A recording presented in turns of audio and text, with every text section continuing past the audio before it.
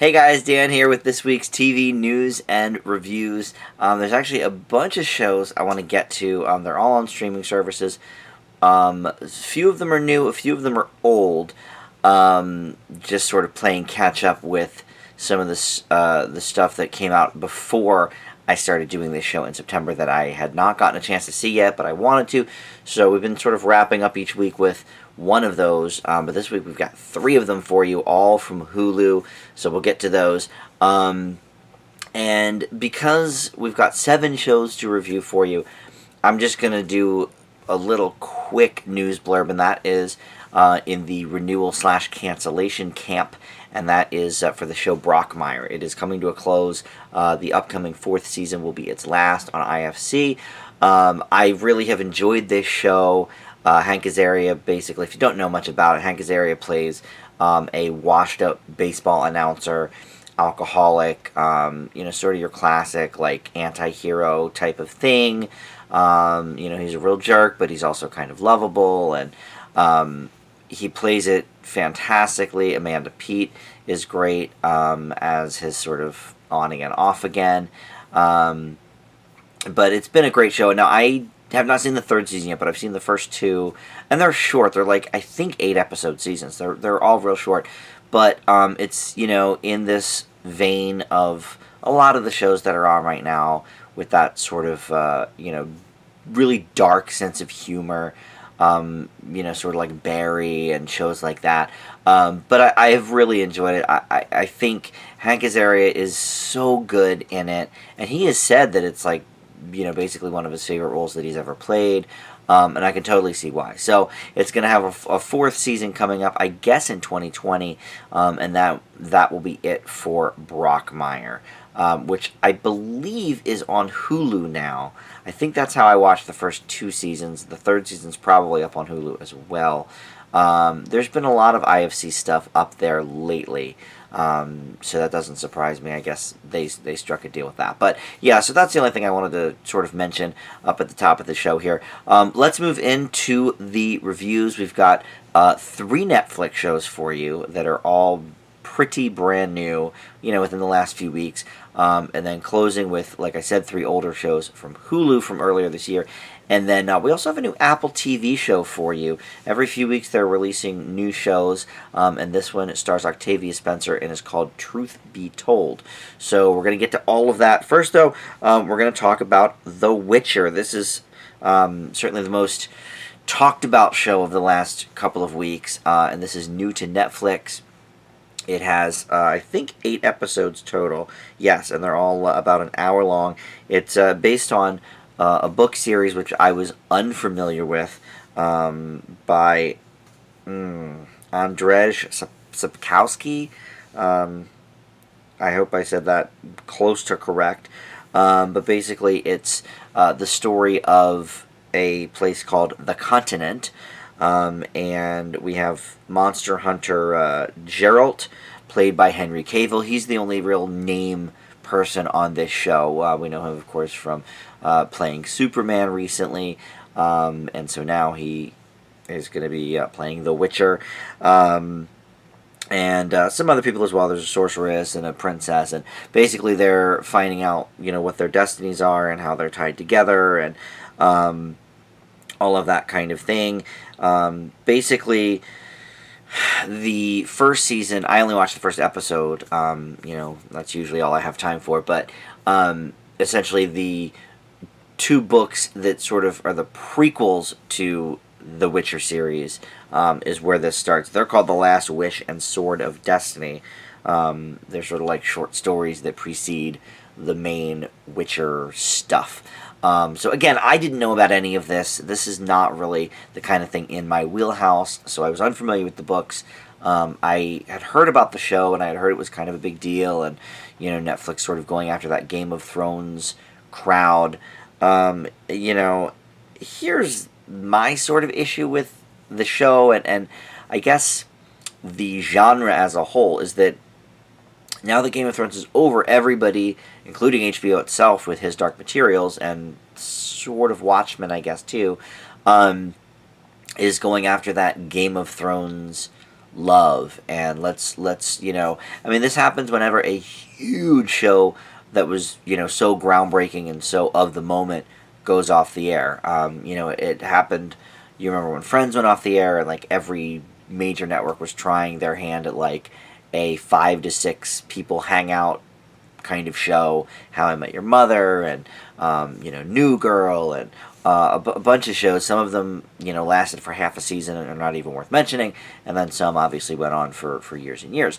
But now we're in this Game of Thrones type mode, because not only was that a hugely successful show, but now it is over. So you've got Apple TV has the Sea show with Jason Momoa.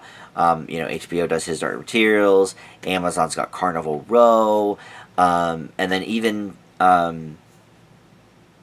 Netflix is in on it with The Witcher now. But even I would say like The Mandalorian, obviously that's more of a Star Wars saga, but it has a lot of similar elements to something like The Witcher. In fact, the first episode of The Witcher and the first episode of The Mandalorian both involve a big bar fight with what we find out is sort of the main character.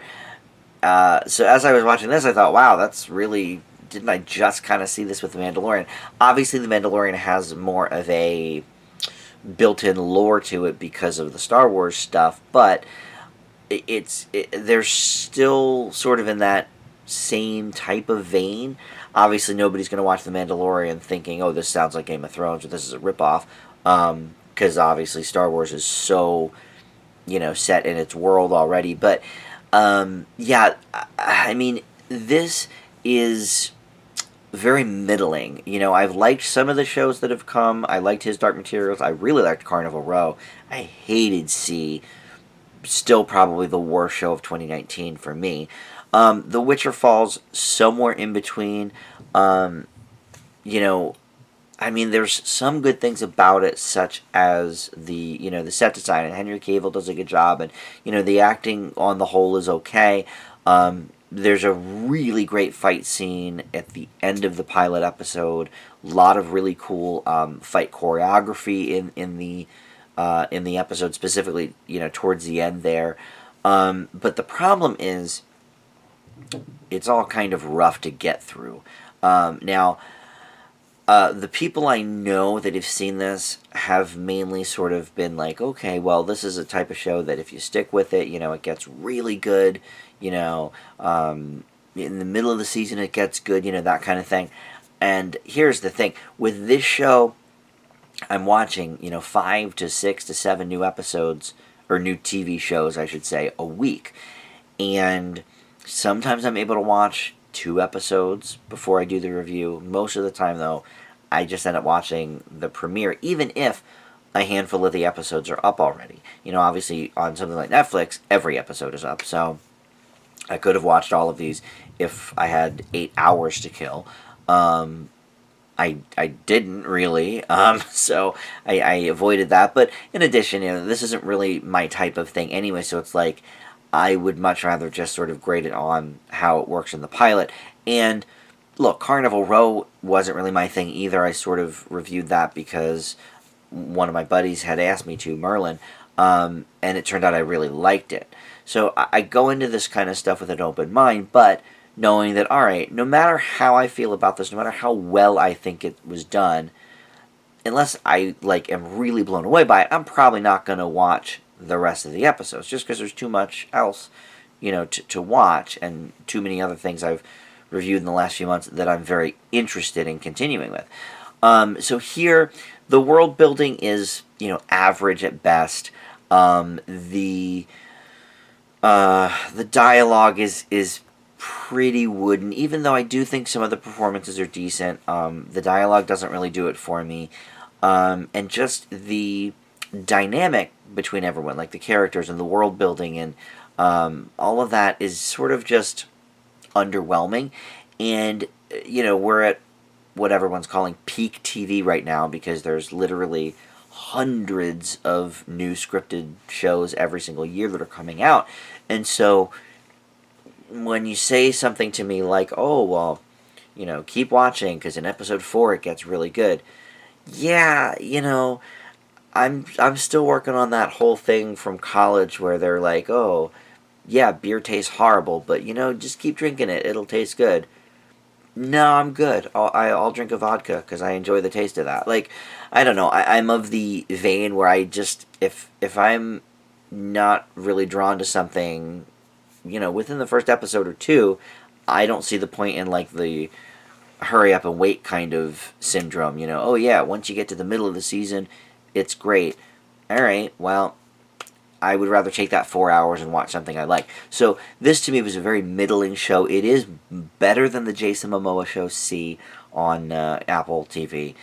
That was horrible. There wasn't really much good about that at all. This has a few good things working for it, but on the whole, it's just very generic. Now, if you read the books, I don't know. I mean, from what I understand, this goes very closely hand in hand with what the books are doing, and obviously if this first season is sort of the prequel books, then obviously in season 2, which I believe it has already been renewed for, they'll delve into more of like the main story, I guess, of The Witcher.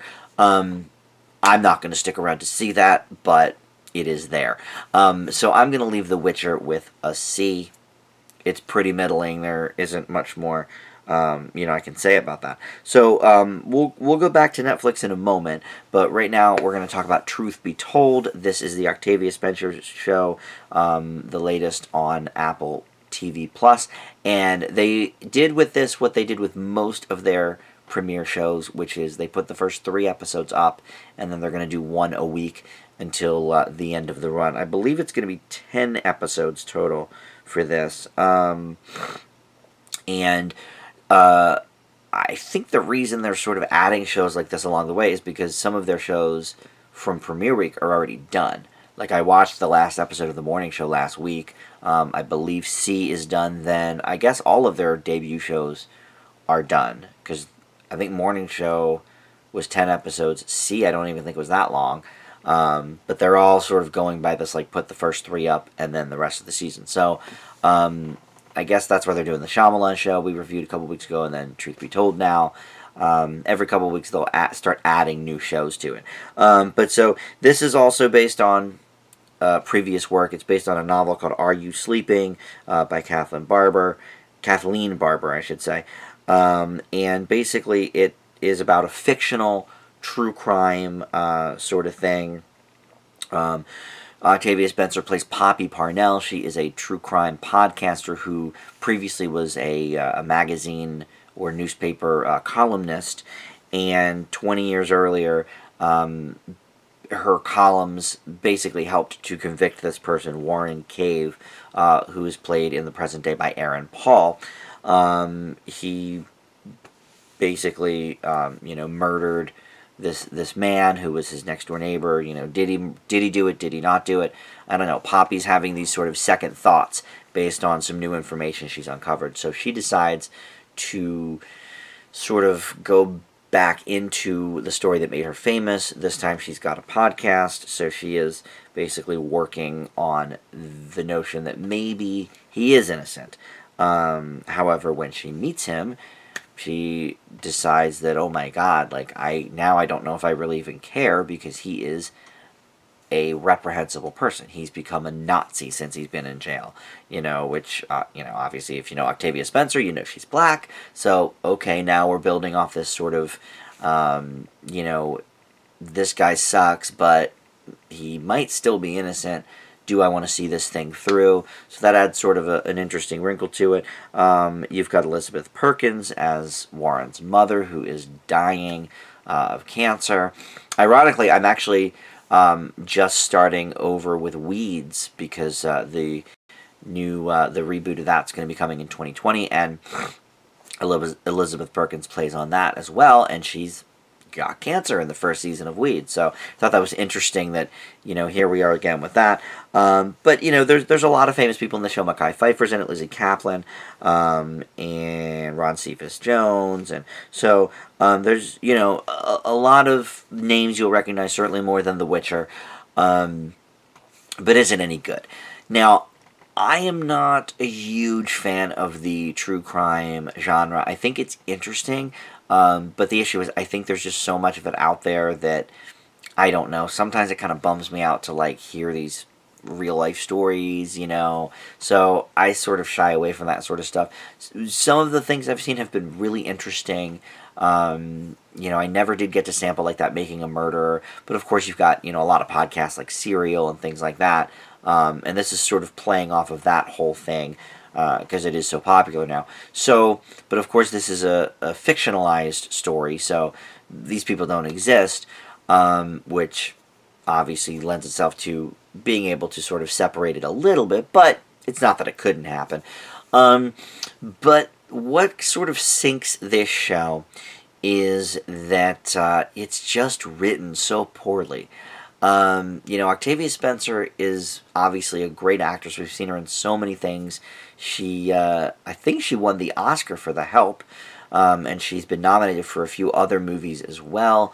But, you know, I don't know. I think she's sort of in this place in her career, and Halle Berry went through this too, and a lot of people do, where, you know, after you win an Oscar or after you come out with so many high accolades, you start doing projects that maybe are just not all that great. Like she did that horror movie Ma earlier in the year that was like okay, but nothing really special, you know, and that was basically written for her. So I don't know if this show was written for her as well. Obviously, it's, you know, based on the novel, like I said, but I don't know if it was like adapted for the screen because hey, we've got to get Octavia Spencer in this role. I don't know, but I mean, it could have been played by anybody. She brings something interesting to it because she's always compelling on the screen. Aaron Paul is like sleepwalking through this, which is weird because he was so good in El Camino. Maybe they were sort of filming at the same time, and so he put all of his eggs in the El Camino basket, and so he's not really that present for Truth Be Told. I don't know. But it overall is just not that compelling because of that. Now, again, here, I only watched the first episode, and the cliffhanger at the end of the first episode is solid. I will say that. But where does it go from here? I don't know. I think it's an interesting, you know, discussion of like, okay, well, you know, if people are innocent that got jailed for 20 years, you know, even if they are horrible people now, you know, when did they become that way? Because obviously his mom is like, well, you know, Poppy, you're the one who put him in there. He wasn't a Nazi before he went into jail. You know, this all happened so he could survive in jail, you know, this and that. So it's like, you know, there is an interesting balance of, I don't know, issues that could maybe be discussed or whatever, but the acting is only okay. The dialogue is pretty weak. So I don't know. I teetered sort of on a C minus for this one. I'll give it the benefit of the doubt and leave it with a C. You know, on the strength of a good performance from Octavia Spencer. Don't know if I can really recommend it though, because if it doesn't get much better than this, then I don't know. But, you know, unlike The Witcher, this is something that's a little more on my alley. So even though it's the same grade I'm giving The Witcher, I feel like this may have more potential for me personally. But I don't know. So up next, we stick with, we go back to Netflix, I should say, with Virgin River, which is a romantic drama series. It's sort of in the vein of like a Lifetime show, or I don't know, even maybe the softer side of Freeform. I mean, I guess it skews a little older than that, but Alexander Breckenridge is the main star, and there's a few names you would know in here. Tim Matheson is one of them. He plays sort of the curmudgeonly doctor, but basically the story sees Melinda Monroe, who answers an ad as a nurse practitioner, to basically uproot her life and move to this California town called Virgin River. She's getting over a history of her own that we're sort of seeing bits and pieces of in the premiere episode. I'm sure, obviously, they delve more into that as the season goes on. But, you know, she's thinking it will be a fresh start for her, but she really clashes with the doctor. But she also might find love with this guy who owns a local bar named Jack. He's played by Martin Henderson, and so the two of them kind of hit it off. And then there's some other things going on as well, with like people from the past showing up, and I don't know. We're all getting to meet everybody, of course, as the audience, so we don't know any of this. But so we're sort of seeing it through her eyes because she's new to the town as well. A lot of these people already know each other. Look, these kind of shows are never that great. It is very soapy. It's, a nighttime soap, I would call it, even though it's on Netflix, so you can watch it any time of day or night. But it, has shades of, like, Desperate Housewives and Dynasty and, all of that kind of, stuff, and, like, Nicholas Sparks tones and, it would fit in very well on Lifetime, like I've already mentioned. So it's that sort of theme. The acting is a little bit corny, the dialogue's a little bit corny, the soundtrack's a little bit corny. Some of the shows I mentioned, like I feel like Desperate Housewives was sort of above your average nighttime soap, because it was so cleverly written, which is no surprise, since the people that made it are usually makers of pretty brilliant and sort of offbeat stuff, Mark Cherry and stuff. So this does not have that, certainly, but this is sort of like the Dolly Parton Heartstrings show, which is also on Netflix right now. I reviewed that a few weeks ago. It's got sort of that down-homey feel, down-homey style. I think the audience that this is for is going to really eat it up. If you like that sort of hokey, romantic drama, like, I hope she finds true love in this town. Look, I'm a sucker for a well-written romance. This isn't that, but, it ticks all the boxes that somebody that really likes this kind of stuff is going to be into it. The back and forth between her and the curmudgeonly doctor, and it's all very by the numbers. But look, I have to say it was enjoyable for what it is. This again is not something I'm going to continue to watch.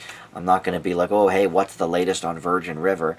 But I think unlike the two previous shows I discussed, this at least knows what it is more than that.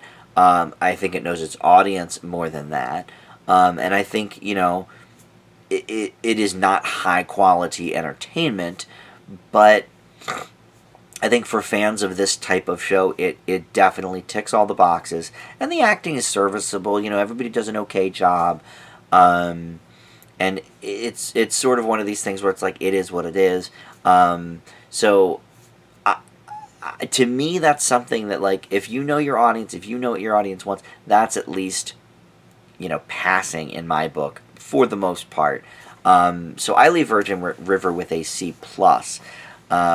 It's weird that, I grade it higher than these other two real high-profile shows. This is not really my type of show, just like The Witcher. But I think this ticks a lot more of the boxes that it's supposed to for its audience. I even teetered on a B- for this, because it's a bit bland, but it's not, doing anything that wrong. It just is very average, but it does tick all those boxes for the right audience, and it knows its audience. So I think, the people that like this kind of show will seek it out. So up next, we stick on Netflix with the show called Soundtrack. And this was an interesting one.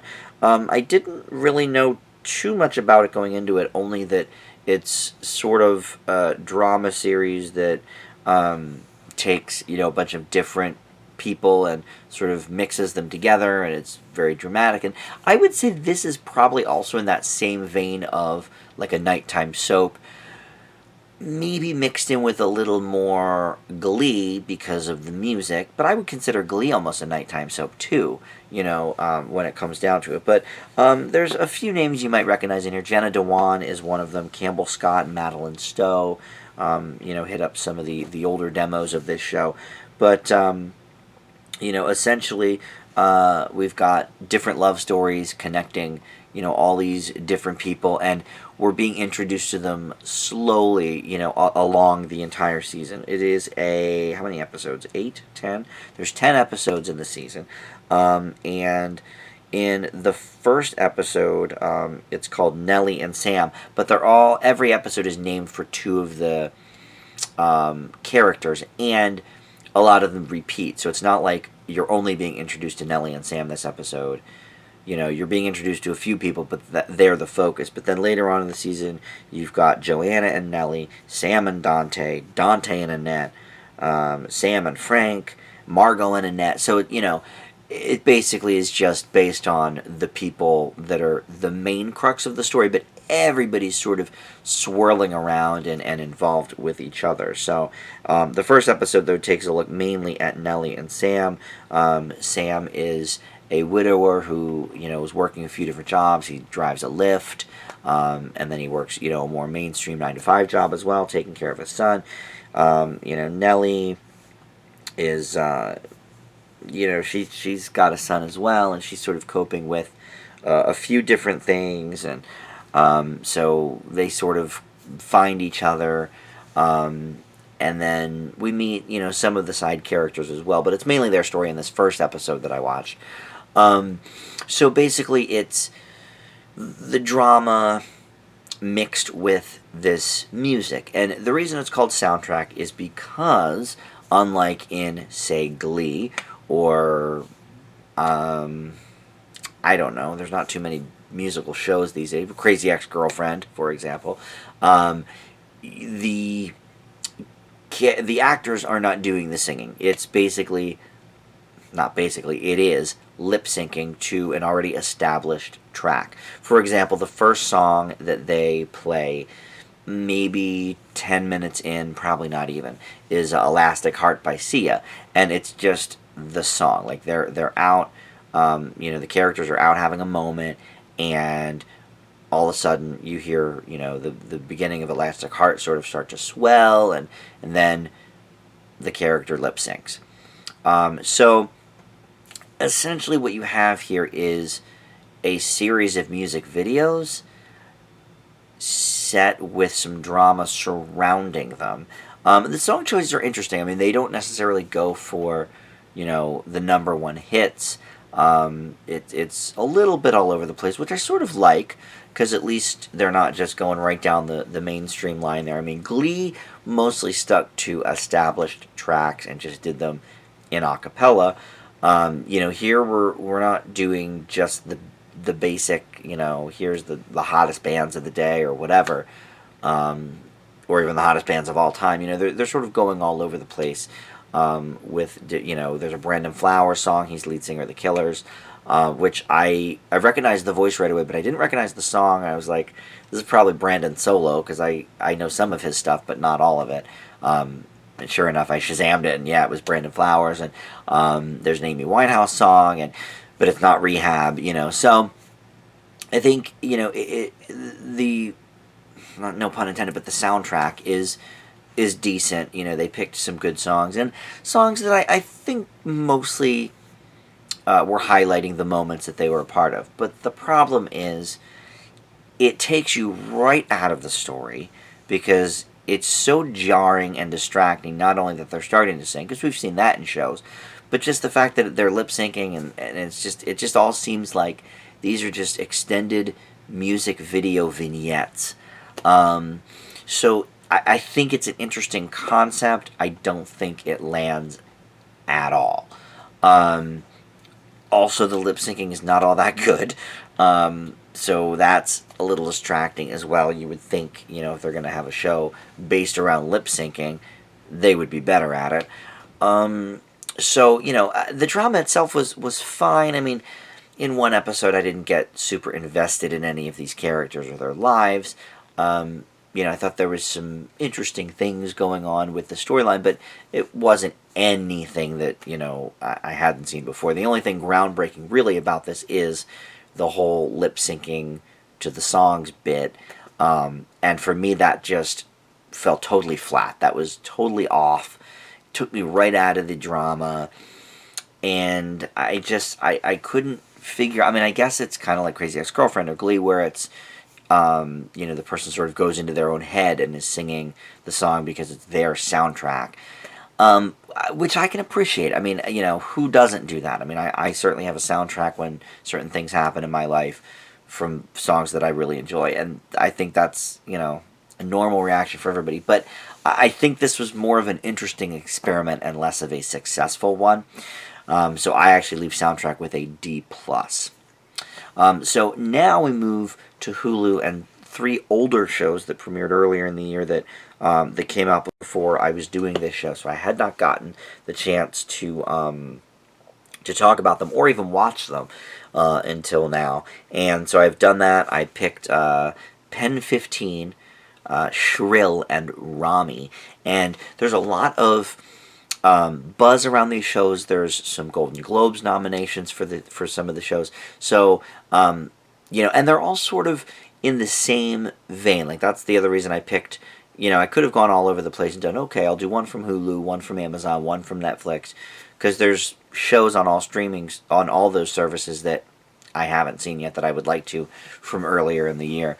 But these sort of all have a common theme because they're all half-hour comedies that sort of are based around the stars' own experiences with relationships, life, that sort of thing. And they're all from different avenues. So Ramy is Ramy Youssef, who is Muslim, and so it's about his experience as a Muslim in the dating world and with his family and all of that stuff, which isn't that far off from what Master of None was doing a couple of years ago, so all right. And then you've got Shrill, which is A.D. Bryant from Saturday Night Live, and she is a big girl, so this is her experiences as, a woman who has been overweight her whole life and is okay with it, even though the world around her isn't really okay with it. So it's a show kind of about her realizing how to be more true to herself, I guess, and that sort of thing. And then PEN15 is, I want to get the names of the gals right. It's Maya Erskine and Anna Konkle, who developed the show along with Sam Zwiebelman. And they're adults now. They're in their, I don't know how old they are. Maybe young 30s? Yeah, okay, so 32, young 30s. But they're playing themselves back in middle school, and everyone else in the show is the appropriate age. They're like, 13, 14-year-old kids that they're acting with, but they are themselves, but they're acting like their 13-year-old selves. So and they look young, so it's like it actually kind of works. But so all 3 of these shows, I don't want to necessarily grade, lump them all in together and grade them all together, but I think I'm probably going to, because those are the premises of each of the shows, and they're all sort of similar in their own way about relationships and dating and family life and self-esteem and all of that sort of thing, mixed together. And it's interesting that they're all 3 on Hulu and all premiered this year. But I guess, it makes the most sense to go individually, maybe. So PEN15, which I think is called that because it looks like the word penis. I think that's the whole point. The 1 and the 5 look like an I and an S. PEN15, penis. Okay.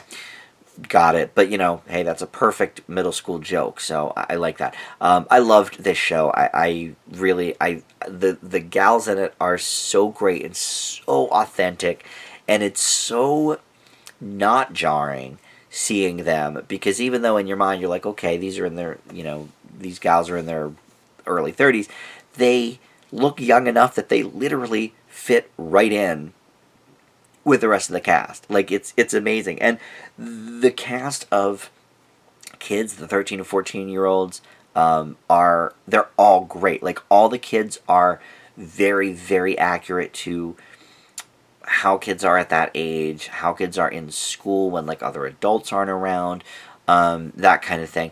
It reminded me of some of the classic, like, middle school and high school shows that I grew up with, the Wonder Years, Freaks and Geeks when I was a little older, My So-Called Life. I mean, it all has that very authentic nature to it, but it's more comedic than I think some of those.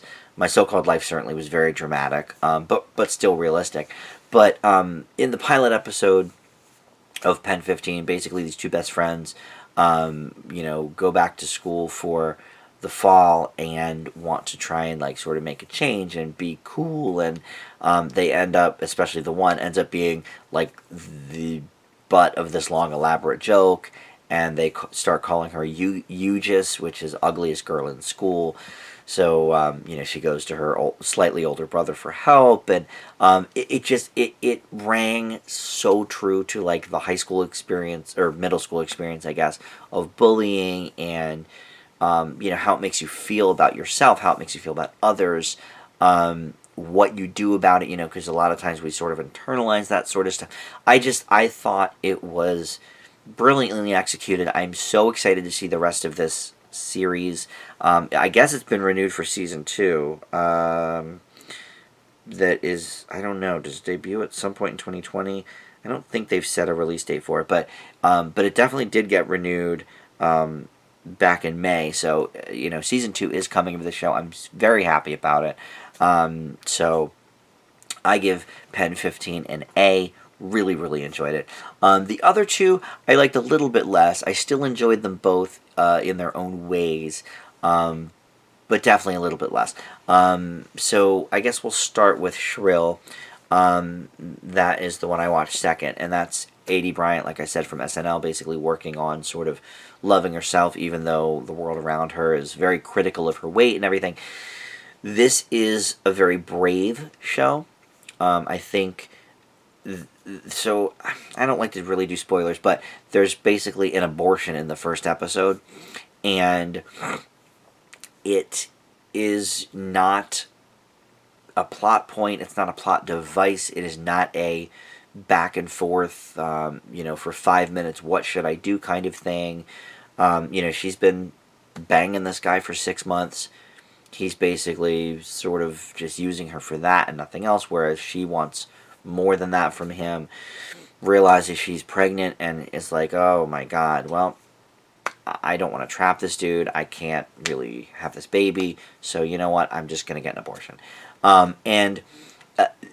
It's matter of frankness is bold, because I think, look, I'm a little younger than this, but the whole Maude thing, with Maude's pregnancy being a big 3-part episode in the 70s, and, it being a huge deal, sponsors dropping out of the show, and oh my god, is Maude really going to have an abortion, and all this, which reared its head a little bit less, but still came up again in Roseanne in the 90s, when she got pregnant later on in life in the show, and I guess in real life too.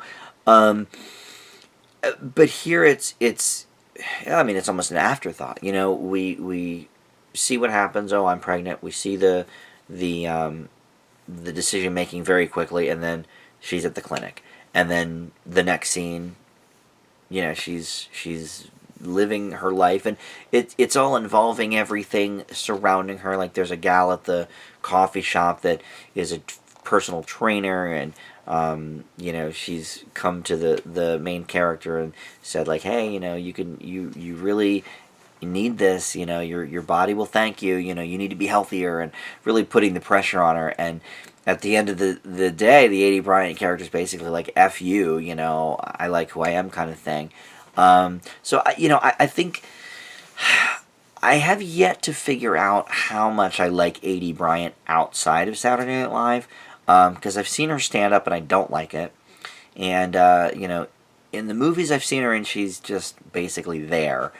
She's a person that can be played by anybody. Her character is, completely meaningless, essentially. So it's hard for me to get a good gauge there. I think she's very funny on SNL, and whenever she's with Kate McKinnon, the two of them have great chemistry together in sketches. But I'm still sort of at a crossroads with that. I'm not sure how much I like her as an actress.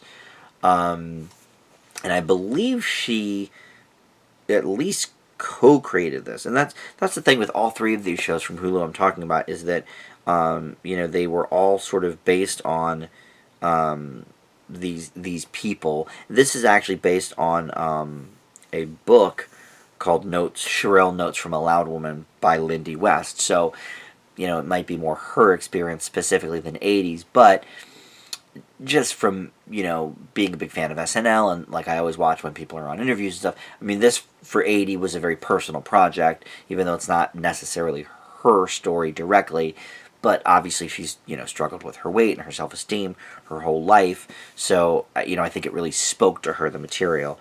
She produces the show along with Lorne Michaels and some others, so there's that. But yeah, I just struggle with how much I like her as an actress outside of SNL. So I'm gonna leave Shrill with a B+. I think the whole abortion thing was super bold. I like the script for this show. I thought it was funny. But I'm just a little on the fence of what I think of her as an actress. So finally we have Ramy, which is Ramy Youssef, and I believe he was nominated at the Globes for Best Actor in a Comedy. I think that is correct. I don't know. It's so hard to tell. But anyway, this has been renewed for Season 2 as well. All these shows, by the way, have been renewed for Season 2 that I'm talking about from Hulu. So in 2020, we will see new seasons of all of these, and they're all different lengths, too. Shrill is only 6 episodes, and then Ramy and PEN15 are 10 apiece. So, like I said, this is very much like Master of None in many respects. Aziz kind of got there first, I guess. But, the premise is basically Ramy is a first-generation American Muslim, and he's sort of trying to find himself within his family, outside of his family, in relationships. The first episode sort of sees him telling his parents, I would like your help in finding somebody that is not necessarily Muslim. I'd like to find a white girl, whatever. But he goes on a date with a Muslim who turns out to be extremely kinky, and that freaks him out a bit. It's unexpected. He's trying to be a good Muslim, and here she is, trying to get all freaky on him, but she's also supposed to be a good Muslim, so he's very torn by that. That's sort of, I don't want to say it's the main premise of the pilot episode, but it's a huge component, I think, because it speaks to the struggle that he is going through internally as a character, and as an actor, because again, like PEN15, this is sort of based around his life and his experiences, if not the specific experiences, at least the feelings and what he's going through at different stages of his life. So listen, I love these kind of shows. Last week I reviewed Work in Progress, which is on Showtime, which is very similar to all of these, but in the form of a 45-year-old lesbian, queer, fat queer, or whatever. I forget how she, what the tagline is or whatever. That's not me calling her that. That's her calling her that. But, so, I love these sort of, I guess you might call them slice of life type shows, but, they're comedies based around essentially one person's experience. And Master of None certainly wasn't the first to do it, but I think in terms of like recent shows, it definitely set the bar to a new level. And then Atlanta with Donald Glover sort of also hit that mark. And then you have more ensemble shows like Dear White People sort of doing the same thing. Look, none of it's really new necessarily, but it is sort of a new trend. You have shows like The Goldbergs, which is like sets it on its ear. It's a sort of completely over the top sitcom version of Adam Goldberg's life. But here we really are diving into like the psyche of these characters and the the ins and outs of their spiritually and emotionally and all of that kind of stuff. And I think it's interesting. I think Ramy is a likable character. I think he is an interesting character. You know, and to say like, oh, well, we heard Aziz's version in Master of None as a Muslim, so okay, we're done with that now, you know, let's move on. No, I think we can get, you know, multiple viewpoints from the same type of people.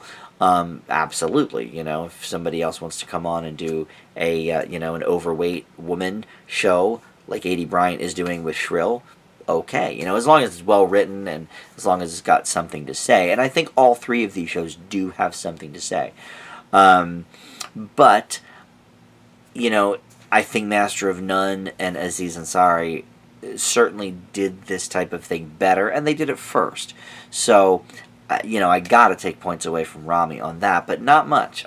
You know, so I also leave that show with a B+. So, you know, PEN15 ends with an A, Shrill B+, and Ramy B+.